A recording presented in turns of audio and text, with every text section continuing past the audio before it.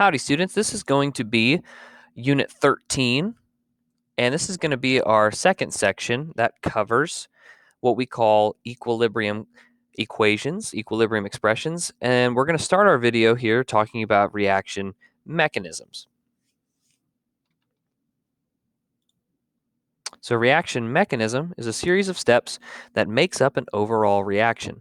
Most reactions do not occur in a single step, but are a sum of multiple steps, and we actually call these elementary steps. A rate-limiting step or a rate-determining step is the slowest step in a reaction. It determines how fast the reaction can actually go. So in high school, my coach would always say you're only as good as your weakest player. And that's the same thing here for reaction mechanisms. You're only as fast as your slowest step. Mechanisms are usually not completely known. Sometimes they last for half a second. They're very temporary. Possible mechanisms must agree with the rate law, and they must add up to the overall reaction. And so sometimes we have what we call Hess's law, which we will not cover in this course, but we can actually look at the speed of reactions and how they line up with all of their elementary steps.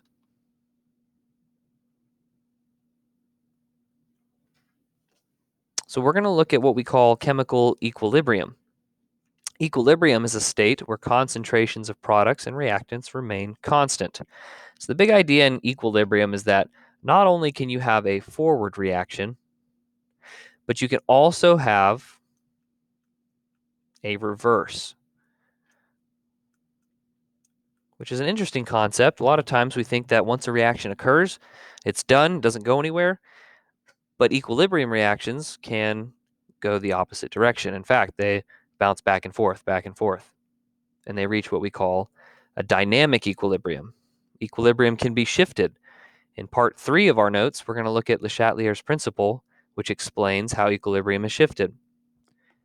Any chemical reaction in a closed vessel will reach equilibrium. But if we actually open the vessel and add things to it, then we can shift equilibrium. At equilibrium, the forward reaction rate is equal to the reverse reaction rate. I'm going to add one thing here. The concentration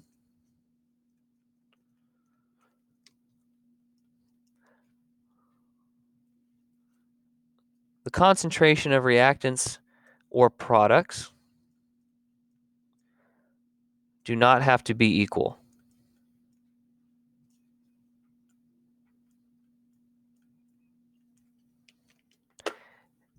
What is equal at equilibrium is the speed at which the reactions are occurring.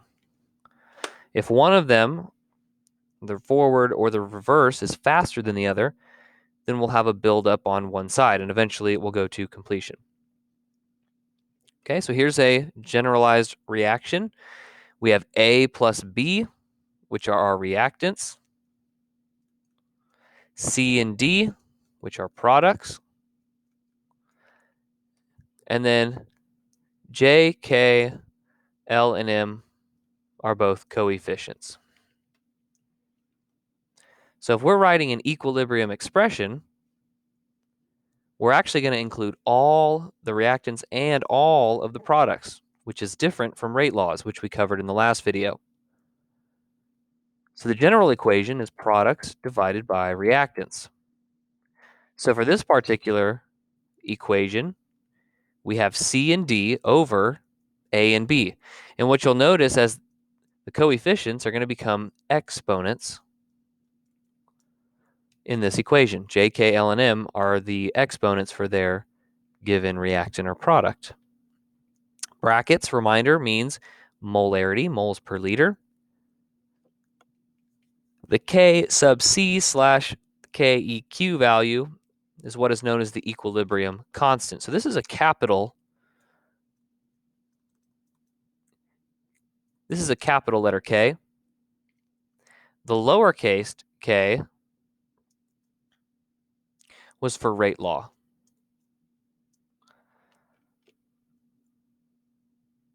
So here's an example. Write the KEQ expression for the following. We have a reaction with real chemicals here.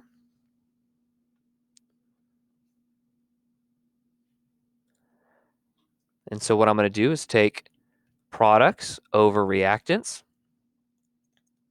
So the KEQ, my first product is NO2. My second product, which is multiplied, is H2O. Over reactants, NH3 times O2. And the coefficients are going to become the exponents. 4 and 6 on the product side and 4 and 7 on the reactant side. So this is it. This is how we write equilibrium expressions. Next, we would actually be given concentrations, and we would plug in and solve for K.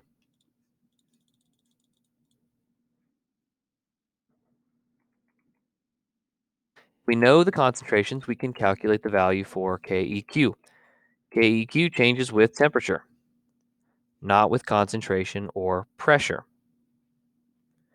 Concentrations of pure solids and pure liquids are actually not included. So I want you to star that bullet, because when we see solids like this in parentheses or L for liquid in parentheses, we're actually going to get rid of those because they're constant and they don't change with pressure or temperature. So for writing the KEQ for the following reaction, we would have products over reactants. But you'll notice that we have solids on the reactant and product side. So we actually get rid of those. And you'll notice the only thing we have left is CO2 as a product, which would go on top. So why are they left out? Because they're solids. Now remember, if we also saw L for liquids, those would be canceled out too.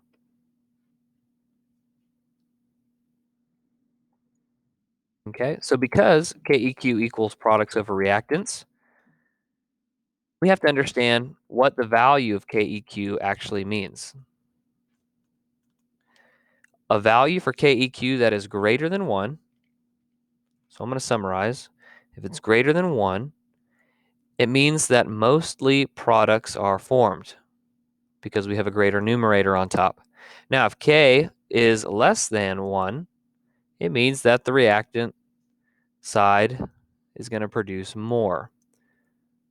So we have a large denominator, which makes the value smaller. Reactants are favored.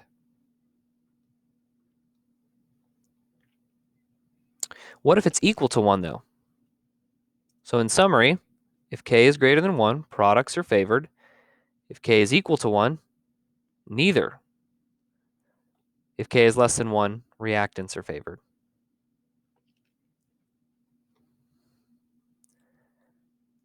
Okay, and we're going to look at 2 examples here, and we'll finish this video. Analysis of an equilibrium mixture of nitrogen, hydrogen, ammonium are all contained in a 1 liter flask at 300 degrees Celsius. It's going to give the following results. Hydrogen, 0.15 moles, nitrogen, 0.25 moles, ammonia, 0.10 moles. Calculate the KEQ value. First thing we need is an expression. Products over reactants. I don't see any solids and I don't see any liquids, so nothing cancels out. NH3 squared, because of the coefficient, over H2 cubed times N2. And if you want to put a 1 there, you can. It's not necessary. I'm going to go back to the problem because I see moles, and we haven't really talked about moles. But what we do know is that molarity is moles per liter. They gave me the amount of solution, and then they gave me the individual amounts of moles. So I would have to calculate the molarity of each one. 0.15 moles over 1 liter. And this is nice because each one is over 1 liter. So I don't actually have to calculate here. So I'm going to solve for K. NH3, which is ammonia, is 0.10 molarity squared over hydrogen was 0.15 molarity to the cubed, And then into nitrogen was 0.25 molarity to the power of 1. When we solve, we get a KEQ value of 11.9. There are no units here. And the last thing we have to look at is what this tells us. KEQ here is greater than 1, which means products are favored. And then we're going to do one last video, and we'll stop there. Calculate the value of KEQ for the following reaction at equilibrium. An analysis of the equilibrium mixture gives the following results. So here are our concentrations. We're going to solve for KEQ. The first thing I need is an expression. And what I notice is that I have a liquid here. So H2O, because it's a liquid, is canceled out. Now, aqueous, they dissolve to form ions, which is okay. So the two things we're going to keep are gases and aqueous solutions. My KEQ expression is as follows. I have acetate, C2H3O2, minus, and then hydronium, H3O plus, over my reactant, which I only have one. This is acetic acid, C2H3O2 with a hydrogen at the front. And there's no coefficients, no exponents. So I'm going to go ahead and plug in my values. I have my concentrations here. 0.075 for acetate. Hydronium is 6 times 10 to the negative fifth. And, acetic acid is 0.25. The value for K that I get is 1.8 times 10 to the negative fifth. Same thing as 0.000018. K is less than 1 here, which means reactants are favored in this equation. There are no units on the KEQ expression. And that is it.